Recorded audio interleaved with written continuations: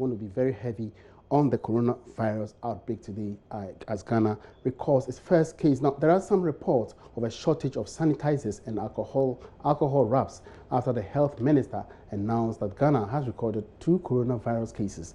When we first spoke with the head of brand development and activation at FMCG company PZ Cousins, Hafsa Rimanta Ata, last Wednesday, she noted that PZ Cousins had the capacity to supply disinfectants such as hand sanitizers within the next few months. Let's recap exactly what she told us last Wednesday.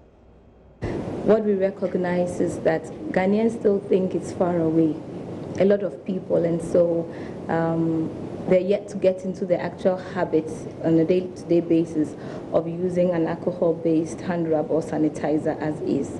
But that's growing, and we expect it to grow. About how supply has been, we do take it from a shared source, which is in Indonesia, and currently, because the rest of the world equally takes it from there, Europe, UK also pick from the same source, we are struggling to get enough. But whatever we have in here, we believe that for the next couple of months, whilst it's still an issue of concern, it should be able to meet the needs of our consumers, and so we're able to restock. So there's no problem on that side. We have a stock buildup, but we need people to get into the habit of using the hand rub sanitizer. Well, so that was the assurance from Hafsa Atta last Wednesday when we spoke to her. Let's get on the phone lines now and speak with her again to give us an update of the situation. Good afternoon, Hafsa. Welcome to the marketplace. Hello, good afternoon, and thank you very much for having me. All right, so unfortunately, Ghana recorded its first case of the coronavirus yesterday. Has it led to any spontaneous buy? Has it led to a shortage at your outfits? Well, in fact, soon after the conversation we had last week, we realized a significant spike in purchases. I have been on the phone, I have been with different people at different times, and the stock has, as we speak, run out. All morning, indeed, like I said before, we had an estimation that what we had would take us at least 3 months, averagely 3 months to run out. Bearing the fact that we don't even sell large quantities at all. Previous to the infection, we were selling 100 cases-ish a month. And so we estimated, well, give or take 300 cases a month, we could run for another 3 months with the stock that we have. But we have distribution partners, and they also have demands which were soaring higher. So by the time I got to my desk and had conversation even with the commercial team, it was clear that there was little to nothing. So as we speak, from our warehouse, we are done with all the stock that we had on hand. And we do believe, though, that there is stock in trade. We believe that there's stock in trade either in the DP's end as a distribution partners or some wholesalers. And we're hoping, though, that some retailers are not hoarding, because we've also received a few reports that somebody said they bought a little bottle, which I assume is a 50 ml for a price of 40 Ghana cedis, which is high on the high side. The retail price of that bottle from our end recommended is 5 Ghana cedis. And so, yes, it's what it is. It's out of stock from our warehouse, still in trade. I have been in the market and in town since 8 a.m. this morning with my team. We actually wanted to see what's on the ground. Everywhere we go, we didn't get a single bottle, not Carex and not any other brand. So one of the pharmacies we entered, I said, I'm sure you know why we're here. We're not even branded, so you cannot tell. And the lady's response was, it is finished. Because that's what she's been saying all morning, it is finished. So this is the reality on ground, and it is what it is, yeah. All right, so do you think this situation is going to lead to further price increases from your outfits perspective now? Not at all, not at all. Our intention by no means is to profiteer from the situation. As a matter of fact, our biggest intention is to get the product into the hands of consumers together with adequate information. And that's why we started some level of activities. This morning, our team was at the toll booth, the Kaswa toll booth, sending out handbills and selling together, because the two must go hand in hand. So in terms of pricing, it will not come from us. It may be from the market, but definitely not from our side. Right. And when you hope to restock? So as I said in my earlier interview, that's a challenge, and now I cannot answer because until we are given confirmation, we have plans actually to air freight if we can. because it's a situation that is quite desperate. But we would have to be told that the stocks are available to pick. And the last we've got might take us another month or two before production is made for Ghana, because they have other markets to satisfy who had already put in, because they saw the pandemic in a more severe situation sooner enough. And so they have put in their orders. And once we have a single supply source, it's created a bit of a lag. And that's what unfortunately is going to affect us going forward. Thank you very much, Hafsa, for that update. Hafsa Rimanta Ata is a head of brand development and activation at PC Cousins. Meanwhile, the IMF says the current shutdown of its office in Ghana is to test the capacity to manage the coronavirus outbreak. The fund has asked its staff not to report to work today, but rather carry out all their work online or within the virtual space because of the coronavirus. According to sources close to the fund, this is part of several simulation exercises to get them ready should any of its staff be infected. Joy Business understands that as of now, all activities are being done online or through the virtual platforms. The source adds that this will ensure that operations in the country do not grind to a halt should the coronavirus get out of hand, thereby hitting their operations.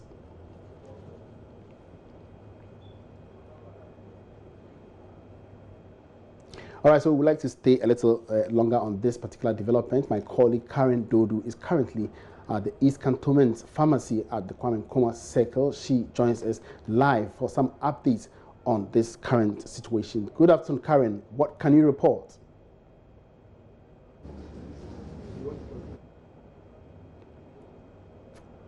All right, so we're still trying to reach out to Karen Dodu, who is actually at the East Cantonment Pharmacy, also known as ECP, at the Kwame Nkrumah Circle, where earlier she told me that there is currently a shortage of disinfectants at that particular pharmacy shop, as well as other pharmacy shops in the country. We're still trying to reach out with her. Karen, if you can hear me, what can you report currently?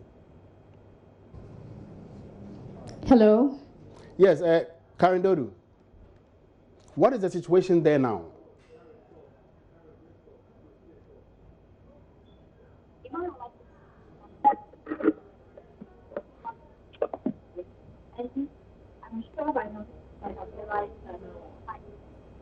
And I'm sure by now many people might have realized that sanitizers, there's a shortage of sanitizers in several pharmacies across the capital. Now, the situation here is no different, as several people have trooped in to demand for sanitizers, but unfortunately, they did not get some to buy. But I've been told that the shortage did not happen only today, but then over the past few weeks, many people have been buying the sanitizers in bulk, and some have been exporting them to their relatives outside the country who are in other affected countries. So we're going to speak to them and then find out which other products are on high demand and whether or not they have stock to meet the demand of customers. So I'm here with Isaac Annan, and he's on the pharmacist here. Hello, Isaac. Hi. So first of all, tell me, you initially mentioned that the sanitizers, you didn't run out of sanitizers because of the cases recorded in Ghana, right? Yeah.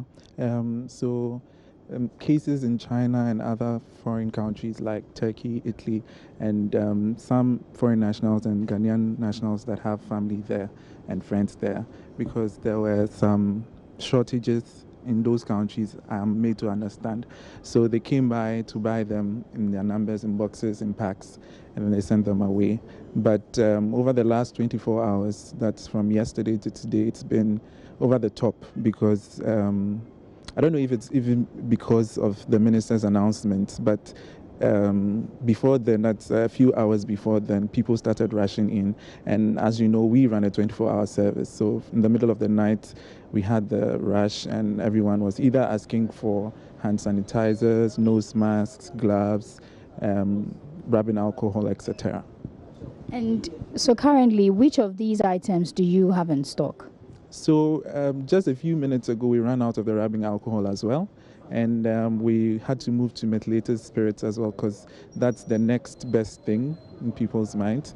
So we've also run out of that. And as you can tell, a number of people are in queues asking about it. If it's not the hand sanitizer, it's the nose mask or the gloves. Do many people are scared we're going to see price hikes when it comes to these particular products and demand? Does your company intend to do something like that? Are you going to leverage on this? The word is not leverage, because as it is now, we also want to satisfy the customers. So we are going through extreme conditions to get them. So of course the prices are going to change, because if we are importing it and we're getting it express, then it means that the prices are going to change. But we are not marking it up more than the profit, our normal profit margins. What we are doing is we are using our same markups. So it's what we are going to, the prices we are going to get from our suppliers that we are going to use. I understand there are some people that have hoarded it till now and are using the craze to hike their prices, but we are not doing that. Yes. Okay. So in place of all these you've mentioned, what can people do to keep themselves safe, to protect themselves? What I've always told my clients is, even before the hand sanitizers, their first gold option is to wash their hands with soap and running water. That is the golden standard. It's in the absence of that that we fall on the hand sanitizers and the rubbing alcohol, etc. Because mind you, the sanitizers do not do 100% cleansing. You only get 99.99, and there's always that 0.001 that will end up multiplying and causing the trouble. So yeah, so just, there's no need to panic. Just wash your hands more often than you usually do, and more thoroughly, and then pay attention to your personal hygiene, and then who is next to you. That's all. But do you know how soon we'll see you restocking when it comes to sanitizers and the other essentials? So like I told you, our warehouse is doing the impossible to get it on our shelves. So whatever it takes, they're doing today our phones has been ringing off the hook from customers and from our warehouse as to how to go about this. So I'm pretty sure by the end of the day we'll have stocks back on the shelf.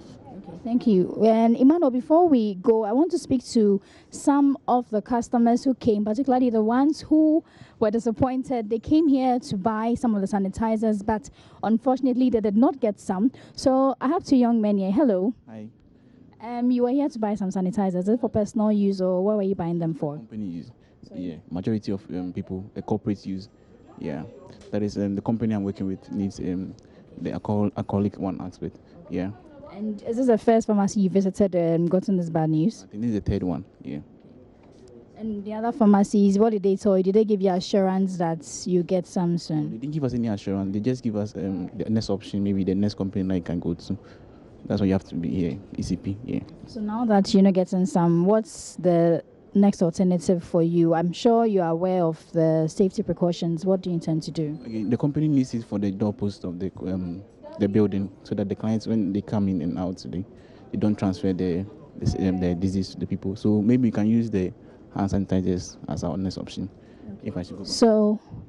So there you heard Emmanuel. There are several customers like this here to buy sanitizers, to buy latex gloves, and it looks like people are just trying to take precautionary measures. People are aware, they know what to do, but they just want to take precautionary measures and then also keep themselves safe should there be any more outbreaks or should there be any more cases recorded.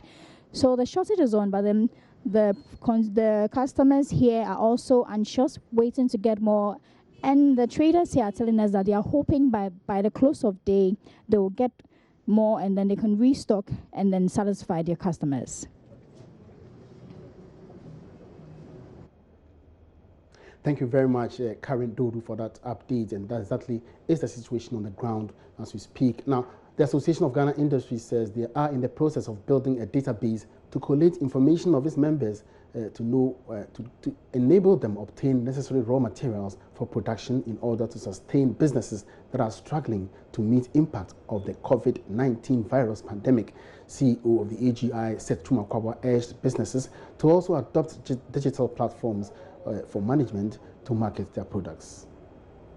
You may have a situation where one company may have so much stock of a particular raw material, and may not be able to produce within a certain long-term period. So information can be shared, products can be shared, and indeed the sectors do business among themselves. So we need to pick a lot of data. Secondly, we need to look at other sources of supply of some of our raw materials. If it's coming from a particular country, say China, and we are no more getting it because production has gone down, we have to start looking from look into other sources. Normally, when you import in smaller quantities, you don't enjoy economies of scale, so the price then becomes high and you're uncompetitive. So this is a time you need to pull resources together. So we are going to establish a small database on this and pick members' information. If you have a hotline where members tell us, I have these products, I'm not getting my supplies, and then we pull a couple of them together. Then even if it's not China and other sources, once we pull them together, we can import in volumes and then share. That kind of situation will help. We also need to start doing business electronically. You know, the Ghanaian most of our business people, they do face-to-face. When you go to China to import things, they want to go and inspect, which is the right thing because sometimes you are unsure of what is going to be shipped to you, even if you inspect a particular batch. So face-to-face is what is happening a lot more. But I think in situations like this, we can also do electronic business once our bankers are prepared to support us. So we need to also look at the business model in dealing with situations like this so that you don't always have to go face-to-face, because they must also survive, they must produce. Even if there's coronavirus, I'm sure some of the factories will still be working. The challenge is the traveling. You know, the movement of the people to do the business is always the challenge. But if you develop good network and you have credible people you are working with, banks helping and all that, and the banks should come in here to help as well, so we can have special arrangement that enable people to do business electronically. That will solve part of the problem. And then we can also be sending specific proposals to government. As I said, the president has said that we are earmarking about $100 million. How do we utilize it in a way that brings benefit beyond this tragedy that we have for ourselves? So I think there are so many things, and then we need to look at the long term. I know government has come up with a lot of beautiful initiatives: one district, one factory, stimulus package, economic zones, business linkages. If all these are working very well, and I know it takes a little while for them to materialize, we need to focus on some of these strategies so that we would develop our manufacturing sector such that the supply chain works. Let's look at our bauxite industry. Today, if you're able to produce the bauxite in that volume, you have the refinery, you have the entire activity. Now, government's borrowings must be used in targeted areas of the economy in order to keep the economy afloat during global health crisis. That's the view of the West Africa Regional Director for CATS International, Kusi Adomako. He was speaking also in the business edition of PM Express. We have this Fiscal Responsibility Act that put a cap on how much government can borrow in relation to the 5% from the fiscal deficit. Yes. And now this year, government is looking at 4.7% of the GDP. Yeah. I'm not very sure that we can meet that target. And in this crisis time, I think that the government can go to Parliament to seek for derogation of that particular line to allow government to go beyond that, because we are in crisis time, say that we can use those resources to salvage the economy. Because if we allow this cap to restrict us, I think we might end up sliding deep into a recession, if not even a depression. So I think that government needs to do that. But government borrowing should also be very targeted to sectors and businesses that they think that they can have a good impact, potential impact in sustaining the economy. And I also want to say that business have also gone for loans. And if, let's say, because of this crisis, you are not able to pay your loan, I think that there should be a measure saying that the banks will not come and attach your property because you have defaulted.